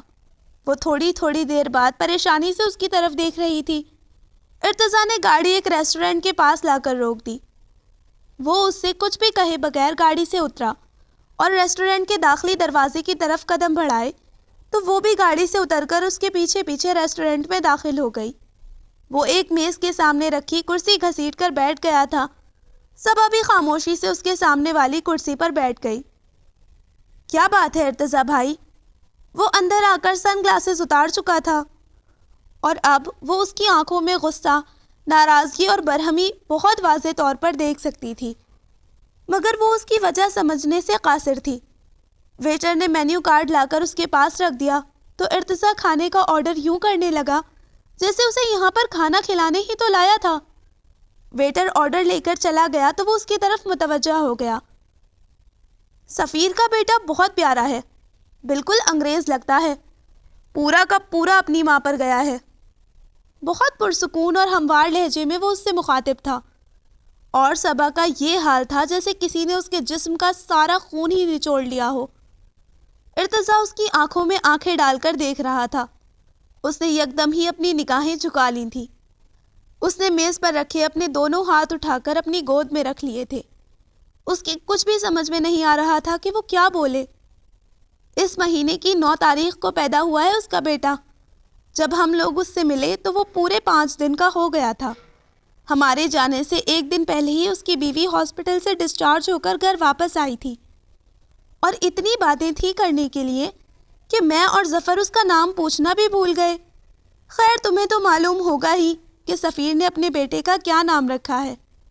اس کا سوالیہ انداز بہت دوستانہ قسم کا تھا۔ ویٹر نے کھانا سرو کرنا شروع کر دیا تھا۔ شروع کرو، بڑی زبردست بھوک لگ رہی ہے۔ کھانا سرو ہو چکا تو وہ اس کے آگے ڈشز رکھتے ہوئے بولا۔ وہ اسی طرح سر جھکائے ہوئے بیٹھی تھی۔ اس کے چہرے پر ایک رنگ آ رہا تھا اور ایک جا رہا تھا۔ اس کا سر یوں جھکا ہوا تھا جیسے ایک اناڑی چور اپنی پہلی ہی چوری پر رنگے ہاتھوں پکڑا گیا ہو۔ ارتضیٰ نے خود ہی اس کی پلیٹ میں چاول اور سلاد ڈال دیے تھے۔ تمہیں ایسا نہیں لگتا تھا صبا کہ شاید کینیڈا اتنا دور ہے کہ ہم میں سے کوئی بھی وہاں پہنچ ہی نہ سکتا ہو؟ وہ اپنی پلیٹ میں چکن کا پیس ڈالتے ہوئے مسکرایا۔ کھانا ٹھنڈا ہو رہا ہے بھائی، مراقبے سے باہر آ جاؤ۔ اس نے اس کے سامنے ہاتھ لہرایا اور پھر خود کھانے لگا۔ وہ بہت بے فکری اور مزے سے کھانا کھا رہا تھا۔ بڑی مشکل ہوتی ہوگی اسے اپنی بیوی سے چوری چھپے تم سے چیٹنگ کرتے ہوئے تمہیں ای میل بھیجنے میں۔ وہ اپنی بیوی سے یہ جو کہہ چکا ہے کہ اس نے اپنی پاکستانی بیوی کو طلاق دے دی ہے، اب اس سے چھپ کر تم سے باتیں کرنے کا موقع ڈھونڈتا ہوگا۔ واقعی تم ٹھیک کہتی ہو صبا، سفیر تم سے بہت محبت کرتا ہے۔ کتنا خیال ہے اسے تمہارا۔ اپنی بیوی کے خوف کے باوجود بھی وہ روزانہ تم سے رابطہ کرتا ہے۔ وہ اپنی پلیٹ میں سلاد ڈالنے لگا۔ ارتضیٰ نے بڑی فرصت سے کھانا ختم کیا تھا۔ بل پے کر کے وہ اٹھا تو وہ بھی اس کے ساتھ کھڑی ہو گئی۔ وہ گاڑی میں آ کر بیٹھی تو ارتضیٰ نے گاڑی سٹارٹ کر دی۔ بابا کو میں نے رات ہی سفیر کے بیٹے کی خوشخبری سنا دی تھی۔ وہ بھی بڑے خوش ہوئے تھے، اتنے خوش کہ ماری خوشی کے ان کی آنکھوں میں آنسو آ گئے۔ بڑی مشکلوں سے میں نے ان کے وہ خوشی کے آنسو خشک کیے تھے۔ ابھی ڈیڈی اور مما کو نہیں پتا، انہیں تو میرا خیال ہے بابا سے بھی زیادہ خوشی ہوگی۔ ڈر رہا ہوں کہ کہیں وہ خوشی سے پاگل ہی نہ ہو جائیں۔ وہ گھر کی طرف جانے والے راستے پر رواں دواں بڑے ہلکے پھلکے انداز میں بول رہا تھا۔ اس کے پورے جسم پر کپکپاہٹ طاری ہونے لگی، آنکھوں کے آگے اندھیرا چھا رہا تھا۔ میں گھر نہیں جاؤں گی ارتضیٰ بھائی، پلیز مجھے گھر مت لے جائیں۔ اسٹیئرنگ پر رکھے اس کے ہاتھ پر اس نے اپنا ٹھنڈا یک ہاتھ رکھ کر چلاتے ہوئے کہا۔ وہ مما، ڈیڈی، بابا کسی کا سامنا نہیں کر سکتی تھی۔ اس نے اپنے ہاتھ پر رکھا اس کا ہاتھ بڑے غصے سے جھٹک کر دور ہٹا دیا تھا۔ کیوں نہیں جاؤ گی تم گھر؟ اپنی آنکھوں سے دیکھنا نا سارا تماشا، بہت مزہ آئے گا تمہیں، وہ سرد آواز میں بولا۔ ارتضیٰ نے گاڑی گھر کے پورچ پر لا کر روک دی۔ بہت تیزی سے وہ اپنی طرف کا دروازہ کھول کر باہر نکلا اور پھر اس کی طرف آ کر اسے ہاتھ پکڑ کر گاڑی سے اتارا اور گھسیٹتا ہوا اندر لے آیا۔ ان کے اندر قدم رکھتے ہی صبا کا موبائل بجا تھا۔ ارتضیٰ نے اس کا بیگ چھیننے والے انداز میں اس کے ہاتھ سے لیا اور پھر اس میں سے موبائل نکال کر اسے آف کر دیا۔ لاؤنج خالی پڑا تھا۔ شاید مما کھانے کے بعد اپنے کمرے میں آرام کر رہی تھی اور معاذ بھی سو رہا تھا۔ اس کے بیٹھنے کے چند سیکنڈ بعد ہی لاؤنج میں رکھے فون کی گھنٹی بجی تھی۔ جی، صبا میرے ساتھ آئی ہے۔ ارتضیٰ کال ریسیو کر رہا تھا۔ مجھے پتا تھا آپ کی کال ہے، اسی لیے میں نے موبائل آف کر دیا تھا۔ اس کا انداز قدرے مشتعل تھا۔ وہ یہیں پر ہے مگر آپ سے بات نہیں کرے گی۔ بہتر ہوگا اگر آپ کچھ دنوں تک یہاں رابطہ کرنے کی کوشش نہ کریں۔ ہم آپس میں گفتگو کر لیں، پھر آپ سے بات ہوگی۔ وہ بہت درستگی سے انہیں جواب دیتے ہوئے ریسیور پٹک چکا تھا۔ وہ صوفے پر گر گئی، اسے سانس لینے میں دشواری ہو رہی تھی۔ کیا لگتا تھا تمہیں؟ یہ ڈرامہ کب تک چلا سکتی تھی تم؟ کیا ہم لوگ تمہیں اتنے احمق اور پاگل نظر آتے تھے یا اتنا لاچار کہ کینیڈا نہ جا سکتے ہوں؟ تنزیہ انداز ترک کر کے اب وہ براہ راست غصے کا اظہار کر رہا تھا۔ وہ صوفے سے ٹیک لگا کر آنکھیں بند کیے سانس لینے کی جدوجہد کر رہی تھی۔ ارتضیٰ ایک نظر اس پر ڈالتے ہوئے اٹھا، پھر رمشا کو آواز دے کر بلایا، ایک گلاس جوس لے کر آؤ فوراً۔ اسے آنکھیں بند کیے ارتضیٰ کی تشویش میں ڈوبی آواز سنائی دی۔ پھر اسے جلدی ہی رمشا کی آواز آئی، وہ جوس کا گلاس ارتضیٰ کو دے رہی تھی۔ جوس پیو۔ وہ اس کے برابر میں صوفے پر بیٹھ گیا تھا۔ وہ اس کی آواز سن رہی تھی۔ اس کے لہجے میں ابھی بھی غصہ اور ناراضگی تھی، مگر اس غصے کے بہت پیچھے چھپی ہوئی تشویش بھی محسوس کی جا سکتی تھی۔ اس نے گلاس اس کے منہ سے لگا دیا تھا۔ وہ زبردستی اس کے منہ میں جوس انڈیل رہا تھا۔ اس نے کوئی مزاحمت نہیں کی تھی، وہ جوس پینے لگی۔ اس طرح آنکھیں بند کیے ہوئے وہ پورا گلاس خالی کر چکی تو وہ وہاں سے اٹھ گیا۔ اگر اٹھنے کی ہمت نہیں ہو رہی تو یہیں لیٹ جاؤ، چاہو تو کچھ دیر سو جاؤ، خود کو تیار کر لو آنے والے وقت کے لیے، وہ تو تمہیں ہر حال میں فیس کرنا ہے۔ وہ بے رحمی سے اسے مشورہ دیتا ہوا لاؤنج سے نکل گیا تھا۔ وہ مما اور ارتضیٰ کے ساتھ بیٹھی شام کی چائے پی رہی تھی جب بابا اور ڈیڈی گھر آئے۔ ڈیڈی کی طرف ایک نظر ڈالتے ہی اسے احساس ہو گیا تھا کہ بابا انہیں سب کچھ بتا چکے ہیں۔ اس نے ڈیڈی کی آنکھوں میں اس سے پہلے ایسا کرب اور ایسی تھکن نہیں دیکھی تھی۔ سمن کی موت پر، ہاں، سمن کی موت پر اس نے ڈیڈی کو اتنا ہی نڈھال اور ٹوٹا ہوا دیکھا تھا بس۔ وہ خشک اور بنجر آنکھیں لیے ڈیڈی کی طرف دیکھ رہی تھی۔ مما ڈیڈی کی طرف تشویش سے دیکھ رہی تھی۔ آفس میں ذرا طبیعت خراب ہو گئی تھی، فکر کی کوئی بات نہیں ہے، تھوڑی دیر ریسٹ کریں گے تو ٹھیک ہو جائیں گے، ڈیڈی کی جگہ بابا نے مما کو جواب دیا تھا۔ ڈیڈی نے بھی زبردستی مسکرا کر اپنی طبیعت کے بارے میں ان کی فکر مندی دور کی اور پھر اپنے کمرے میں چلے گئے۔ مما بھی ان کے پیچھے کمرے میں چلی گئی تھی۔ کیسی ہو صبا؟ بابا اسے پہلے ہی دیکھ چکے تھے مگر مخاطب اب کیا تھا۔ ان کا لہجہ ارتضیٰ کی طرح تنزیہ اور غصے سے بھرا ہوا نہیں تھا، اس میں ویسی ہی محبت تھی جیسے ہمیشہ ہوا کرتی تھی۔ ٹھیک ہوں بابا، اس کی نظریں جھک گئی تھیں۔ ارتضیٰ چائے کے گھونٹ لیتے ہوئے بڑے غور سے اسے دیکھ رہا تھا۔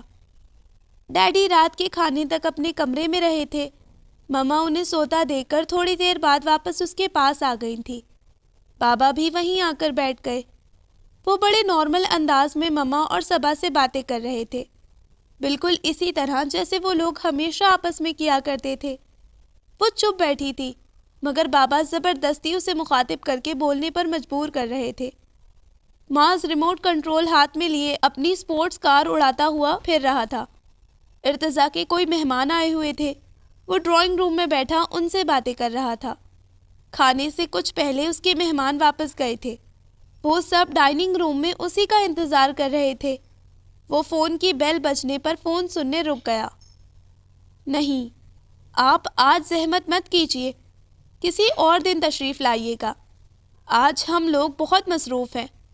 اس کا لہجہ بہت مہذبانہ ہونے کے باوجود گستاخی کا عنصر لیے ہوئے تھا۔ ڈائننگ روم میں وہ سب اس کی آواز سن رہے تھے، سوائے مما کے وہ سب جانتے تھے کہ وہ اس وقت کس سے بات کر رہا ہے۔ مما معاذ کی پلیٹ میں کھانا ڈالنے میں مصروف تھی۔ کھانے کے بعد ان سب نے ساتھ بیٹھ کر چائے پی۔ معاذ کی گورنس اسے سلانے کے لیے کمرے میں لے گئی تو مما بھی ان لوگوں کو شبہ خیر کہتی ان کے ساتھ چلی گئی۔ ان کے جانے کے بعد لاؤنج میں وہ چاروں رہ گئے تھے۔ وہ تینوں بالکل خاموش تھے۔ ان سب کو مما کے سو جانے کا انتظار تھا۔ کچھ دیر بعد جب ارتضیٰ کو یقین ہو گیا کہ وہ سو گئی ہوں گی تو وہ اٹھا اور لاؤنج کے تمام دروازے اور کھڑکیاں بند کر دیں۔ وہ گمسم سے انداز میں اس کی ساری کارروائی دیکھ رہی تھی۔ بابا نے ٹی وی بند کر دیا۔ ڈیڈی نے اپنے ہاتھوں پر جمی نگاہیں اٹھا کر اتنی دیر میں پہلی مرتبہ صبا کی طرف دیکھا تھا۔ ان کی آنکھوں میں نمی تھی، کرب تھا، اذیت تھی۔ وہ بہت بوڑھے اور کمزور لگ رہے تھے۔ صبا، مجھے معاف کر دو، میں تمہارے لیے درست فیصلہ نہ کر سکا، ایک بہترین انسان تمہارے لیے منتخب نہ کر سکا۔ اپنی طرف سے میں نے اور تمہاری مما نے ایک بہترین رشتہ تمہارے لیے چنا تھا۔ ہماری سوچ غلط ثابت ہوئی۔ خاندان کے لوگوں نے وہ دھوکہ دیا کہ کوئی غیر کیا دے گا۔ اپنے ڈیڈی کو معاف کر دو بیٹا۔ وہ آنکھوں میں درد و غم کا طوفان لیے بیٹی سے معافی مانگ رہے تھے۔ اس کی زندگی میں یہ دن بھی آنا تھا کہ ڈیڈی کو اس سے معافی مانگنا پڑے۔ وہ کانپ کر رہ گئی تھی۔ تمہارا اور ملیحہ کا کوئی قصور نہیں ہے شفیق۔ سب ماں باپ کی طرح تم دونوں بھی اپنی اولاد کی بہتری ہی چاہتے تھے۔ تم دونوں نے سوچ سمجھ کر ایک بہترین فیصلہ کیا تھا۔ اس رشتے میں ایسی کوئی خامی بظاہر نظر نہیں آ رہی تھی جو انکار کرنے کا سبب بنتی۔ بابا نے ان کے کندھے پر ہاتھ رکھتے ہوئے مدبرانہ انداز میں انہیں سمجھایا۔ ہم نہیں سمجھ سکے تھے، مگر یہ تو سب کچھ جان چکی تھی۔ اسے شادی کے اول روز سفیر نے سب کچھ صاف صاف بتا دیا تھا۔ آپ اس سے پوچھیں یہ کیوں خاموش رہی؟ کیوں نہیں ان کا جھوٹ اور دھوکہ ہمارے سامنے عیاں کیا؟ کیوں نہیں اسی روز گھر آ کر ہمیں بتایا کہ یہ بات ہے؟ ارتضیٰ نے الزام عائد کرنے والے انداز میں کہا۔ محض اس لیے کہ ہمیں دکھ نہ ہو؟ واہ، کیا خوب جواز ہے۔ یہ ایسی باتیں کتنے عرصے تک چھپ سکتی ہیں؟ کیا اسے معلوم نہیں تھا؟ وہ سر جھکا کر خود پر لگنے والے الزامات سن رہی تھی۔ ارتضیٰ، صبا کو یوں مت کہو، بابا نے اسے ٹوکا۔ میں کیوں اسے کچھ نہ کہوں بابا؟ آخر کیوں؟ کیا اسے احساس ہے اس بات کا کہ اس نے ہم سب کے ساتھ کیا کیا ہے؟ کیا سمجھتی ہے یہ خود کو؟ کسی المیہ ناول کا مرکزی کردار؟ صبر اور ایثار کا پیکر؟ اسے بتائیں کہ حقیقی زندگی میں اس طرح کی ہیروئنز کو سروں پر بٹھانے کے بجائے پیروں تلے روند ڈالا جاتا ہے۔ وہ بے حد غصے میں تھا۔ وہ شخص کس طرح اس کا ذکر کر رہا تھا جیسے یہ زبردستی اس کے سر پر مسلط ہے، اور صرف اس کی خواہش پر اس نے یہ رشتہ برقرار رکھا ہوا ہے، ورنہ کب کا ختم کر چکا ہوتا۔ کیا اس کے اندر عزت نفس اور خودداری بالکل ہی ختم ہو گئی ہے؟ اسے سفیر کے ساتھ اتنا شرمناک معاہدہ کرتے ہوئے ذرا سی بھی بے عزتی محسوس نہیں ہوئی؟ ان لوگوں نے اگر ہمیں دھوکہ دیا، ہم سے جھوٹ بولا، تو اس نے بھی ان کی پوری پردگی کی ہے۔ یہ اگر اسی روز سب کو سب کچھ بتا دیتی تو انہیں پتہ چلتا کہ کسی کی بیٹی کی زندگی سے کھیل کر انہوں نے خود اپنی عزت کو داؤ پر لگایا ہے۔ وہ مخاطب بابا سے تھا مگر دیکھ اسی کو رہا تھا۔ جو ہونا تھا وہ ہو چکا ارتضیٰ، تم ٹھیک کہہ رہے ہو، صبا کو ہمارے علم میں ساری بات لانی چاہیے تھی۔ صبا، تم نے یہ سب کچھ چھپا کر صرف خود پر ہی نہیں ہم سب پر بھی ظلم کیا ہے۔ ڈیڈی نے اس کی طرف بہت دکھ سے دیکھا تھا، ان کی آواز بھرائی ہوئی تھی۔ اس نے بابا کے کندھے پر ہاتھ رکھتے ہوئے آنکھیں بند کر لی۔ اس نے ہم میں سے کسی کے بارے میں نہیں سوچا۔ کیا اس کی زندگی صرف اسی کی ہے؟ یہ اس کے ساتھ جو مرضی سلوک کرتی پھرے؟ بابا سے کہتے ہوئے وہ اب براہ راست اس کی طرف دیکھنے لگا۔ کسی شخص کی زندگی صرف اسی کی زندگی نہیں ہوتی صبا شفیق، اس کی زندگی کے ساتھ دوسری بہت سی زندگیاں بھی جڑی ہوتی ہیں۔ ایسا نہیں ہے کہ تم اپنے لیے کوئی دکھوں سے بھرا ہوا راستہ چن لو اور ہم میں سے کسی کو کوئی فرق ہی نہ پڑے۔ تم اپنے لیے ذلت بھری زندگی کا انتخاب کرو اور ہم سکون سے رہ لیں۔ کسی جگہ تمہاری تذلیل ہو تو وہ تذلیل صرف تمہاری نہیں ہوگی، ہماری بھی ہوگی۔ اور صبا، اس روز زندگی میں پہلی مرتبہ میں کسی جگہ پر بے عزت ہوا تھا۔ اس کی آواز میں دکھ بولنے لگے۔ وہ ایک دم ہی صوفے پر سے اٹھ کر لاؤنج سے باہر نکل گیا تھا۔ ساری رات وہ بابا اور ڈیڈی وہیں بیٹھے رہے تھے۔ فجر کی اذان سن کر ڈیڈی وہاں سے اٹھے۔ ان کے جانے کے بعد بابا بھی صوفے پر سے اٹھنے لگے تو اس نے ان کا بازو پکڑ لیا۔ وہ چونک کر اس کی طرف پلٹے۔ بابا، میں علیحدگی نہیں چاہتی، آپ لوگ پلیز میرا گھر بسا رہنے دیں۔ وہ ان کا بازو جکڑتے التجا کر رہی تھی۔ لاؤنج کے اندر قدم رکھتے ارتضیٰ نے اس کی یہ بات سن لی تھی اور زندگی میں پہلی مرتبہ اس کا دل چاہا کہ وہ صبا کے منہ پر کھینچ کر تھپڑ مارے۔ بیٹا، ہر اچھی لڑکی اپنا گھر بسانا چاہتی ہے، کوئی لڑکی خوشی سے ایسا فیصلہ نہیں کرتی، نہ ہی ماں باپ خوشی سے ایسا چاہتے ہیں، مگر کوئی ایسی بات تو ہو جسے بنیاد بنا کر ہم سمجھوتے کے بارے میں سوچیں۔ گھر شوہر سے ہوتا ہے، تمہارا شوہر تمہارے پاس نہ کبھی تھا اور نہ کبھی ہوگا۔ جب گھر بسا ہی نہیں تھا تو اس کے اجڑنے پر کیسا غم۔ ارتضیٰ خاموشی سے لاؤنج سے واپس پلٹ گیا۔ وہ صبا کے رویے کو سمجھ نہیں پا رہا تھا۔ اسے احساس ہو گیا تھا کہ کہیں نہ کہیں کوئی ایسی بات ضرور ہے جو صبا کے اس رویے کا سبب ہے۔ کوئی بات، کوئی وجہ، وہ اس کی نگاہوں سے اوجھل ہے۔ اسے احساس ہوا کہ صبا کے رویے کا یہ الجھاؤ ابھی سے نہیں ہے، کب سے ہے۔ اس نے بہت سوچا، پھر اس نتیجے پر پہنچا کہ وہ سمن کے بعد سے ہی بدل گئی ہے، بالکل کھوئی کھوئی، زندگی سے بیزار۔ شروع کی بات دوسری تھی، تب سمن کا غم تازہ تھا، مگر آہستہ آہستہ وہ سبھی زندگی کی طرف آ گئے تھے، لیکن صبا نہیں آئی تھی۔ کیوں؟ صبا کی زندگی میں کوئی ایسی بات ضرور تھی جو وہ ان سب سے چھپاتی تھی۔ وہ اس نتیجے تک تو پہنچ گیا تھا، مگر وہ وجہ کیا تھی؟ اس سے وہ ہنوز لا علم تھا۔ ماما سے یہ بات کب تک چھپائی جا سکتی تھی؟ انہیں یہ بات پتہ چلنی ہی تھی۔ بابا نے بڑے مناسب لفظوں میں انہیں اس بارے میں آگاہ کر دیا تھا۔ وہ ساکت رہ گئی تھی۔ میری بیٹیوں کو خوشیاں راز کیوں نہیں آتی؟ پتہ نہیں کس کی نظر لگی ہے ان کی خوشیوں کو۔ ایک کی زندگی میں خوشیاں تھیں تو اس کی عمر بہت تھوڑی تھی، اور دوسری کی زندگی میں خوشیاں سرے سے کبھی تھی ہی نہیں۔ وہ پھوٹ پھوٹ کر رو رہی تھی۔ ڈیڈی انہیں سمجھانے لگے تھے۔ ظفر کا فون آیا تھا۔ بابا اسے صبا کی ضد کے بارے میں بتا رہے تھے۔ وہ مسلسل اسی ضد پر اڑی تھی کہ میں طلاق نہیں لوں گی، چاہے جو بھی ہو جائے، میں اس رشتے کو برقرار رکھوں گی۔ ظفر نے فون پر اسے بلایا۔ ظفر تم سے بات کرنا چاہتا ہے۔ بابا نے اس کے کمرے میں آ کر اسے اطلاع دی۔ وہ آج صبح سے اپنے کمرے میں بند تھی۔ وہ خاموشی سے فون سننے آ گئی۔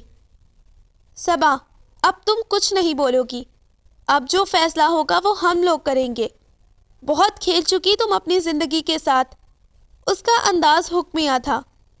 اگر تم ہمارے فیصلے کے خلاف گئی اور تم نے اب کوئی تماشا کیا تو میں زندگی بھر نہ تمہیں اپنی شکل دکھاؤں گا اور نہ تمہاری طرف دیکھوں گا۔ میں بھول جاؤں گا کہ میری صبا نام کی کوئی بہن بھی تھی۔ تمہاری حماقتوں نے یہ دن دکھایا ہے، ورنہ میں اس الو کے پٹھے کا منہ توڑ دیتا۔ وہ خاموشی سے ظفر کی باتیں سن رہی تھی، بالکل اسی طرح جیسے اس نے ارتضیٰ کی سنی تھی۔ اس سے بات کر کے وہ دوبارہ بابا سے بات کرنے لگا۔ سب کی یہی خواہش تھی کہ اس کا سفیر فیروز کے ساتھ ہر تعلق ختم کر دیا جائے۔ وہ بے بسی سے سب کی طرف دیکھ رہی تھی۔ گھر پر زرینہ آنٹی اور انکل آئے ہوئے تھے۔ اس کے علاوہ سب لوگ ڈرائنگ روم میں تھے۔ وہ برابر والے کمرے میں بیٹھی اپنی قسمت کا فیصلہ ہوتے دیکھ رہی تھی۔ ارتضیٰ اسے ڈرائنگ روم میں آنے سے منع کر کے گیا تھا۔ میں نے کچھ برا سوچ کر ایسا نہیں کیا تھا۔ میں نے آپ لوگوں سے بہت سی باتیں چھپائی، میں مانتا ہوں، مگر میری نیت بری نہیں تھی۔ مجھے صبا سے بہت محبت ہے۔ وہ میری بہو نہیں بلکہ بیٹی ہے۔ لیکن اب بھی کچھ نہیں بگڑا۔ آپ لوگ ہمیں ایک موقع دیں۔ میں خود کینیڈا جاؤں گا، سفیر سے کہوں گا کہ وہ اس عورت کو طلاق دے۔ دیکھوں گا میں کہ وہ میری بات کس طرح نہیں مانتا۔ میری بہو صبا ہی تھی اور وہی رہے گی۔ جو عزت اور جو مقام ہم نے اسے دیا ہے وہ کسی اور کو کبھی نہیں دے سکتے۔ اس نے انکل کی آواز سنی، صبا اور بیٹی، کاش ایسا سمجھا ہوتا آپ نے۔ ارتضیٰ کی طنزیہ آواز آئی، اب کسی سمجھوتے کی کوئی گنجائش نہیں ہے فیروز۔ تم لوگ بیکار میں اپنا وقت برباد کر رہے ہو۔ یہ ہم سب کا مشترکہ اور بالکل اٹل فیصلہ ہے۔ اس میں کسی رد و بدل کی قطعاً کوئی گنجائش نہیں۔ بابا ٹھوس لہجے میں بولے، آپ صبا کو بلائیں، میں اس سے بات کرنا چاہتی ہوں۔ یہ التجائیہ آواز زرینہ آنٹی کی تھی۔ صبا آپ لوگوں سے نہیں ملے گی۔ اب جو بھی بات ہوگی وہ ہم لوگ کریں گے۔ اس کے سر پر اس کے بڑے موجود ہیں اور وہ اس کی بہتری اس سے زیادہ بہتر انداز میں سوچ سکتے ہیں۔ وہ دونوں میاں بیوی مایوس اور نامراد واپس لوٹ گئے تھے۔ سفیر کا فون آیا تھا۔ وہ صبا سے بات کرنا چاہتا تھا۔ زرینہ آنٹی اور انکل کی طرح اسے سفیر سے بات کرنے سے نہیں روکا گیا۔ صبا، تمہارے گھر والے بالکل ٹھیک کہہ رہے ہیں۔ اس رشتے کا ختم ہو جانا ہم دونوں کے حق میں بہتر ہے۔ سلام دعا کے فوراً بعد اس نے یہ بات کہی تھی۔ بہت بوجھ ہے میرے دل پر۔ کوئی قصور نہ ہوتے ہوئے بھی مجھے ہر لمحہ ایسا لگتا ہے جیسے میں تمہارا مجرم ہوں۔ میں تمہاری زندگی کو تباہ کر رہا ہوں۔ میرا ضمیر مجھے ملامت کرتا ہے، حالانکہ اس رشتے کو میں نے تمہاری خواہش پر ہی برقرار رکھا تھا۔ پھر بھی میرا دل پریشان رہتا ہے۔ میں سمیہ کے ساتھ اپنی زندگی مطمئن اور پرسکون انداز میں نہیں گزار پا رہا۔ سمیہ نے مجھ سے اس شرط پر شادی کی تھی کہ میں اس سے نکاح کرنے سے پہلے تمہیں طلاق دے دوں۔ میں تم سے کیے وعدے کا پابند تھا۔ میں نے اپنا وعدہ نبھانے کی خاطر اس سے جھوٹ بولا۔ اگر اسے یہ پتہ چل گیا کہ میں نے تمہیں نہیں چھوڑا تو وہ تو پھر زندگی میں کبھی مجھ پر اعتبار نہیں کرے گی۔ شکر کہ ظفر اور ارتضیٰ یہاں آ گئے اور انہوں نے مجھے اس پریشانی سے باہر نکال دیا۔ وہ دونوں مجھ سے یہی کہہ گئے تھے کہ میں تمہیں طلاق دے دوں۔ اس کے لہجے میں طمانت تھی۔ میں تمہیں طلاق بھیج رہا ہوں صبا۔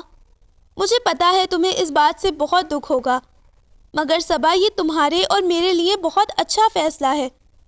تم میں کسی چیز کی کمی نہیں۔ زندگی مجھ پر آ کر ختم نہیں ہو جاتی۔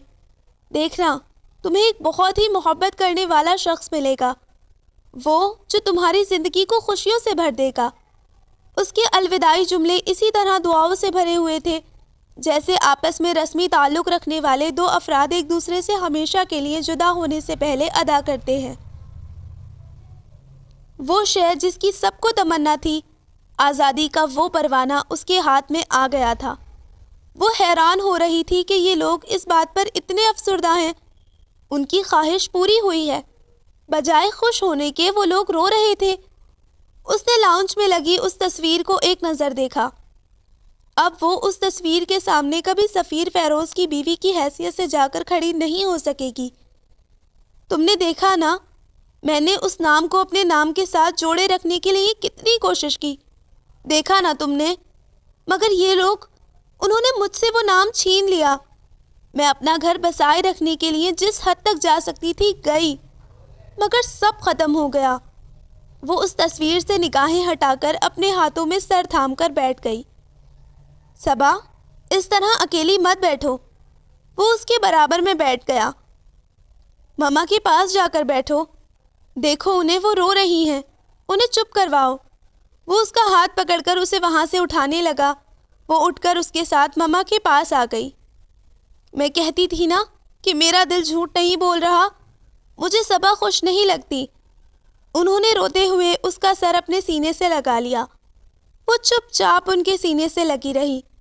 ماں کی زندگی میں یہ دکھ اس کی وجہ سے آیا تھا، ماں کی آنکھوں میں یہ آنسو اس کی وجہ سے آئے تھے۔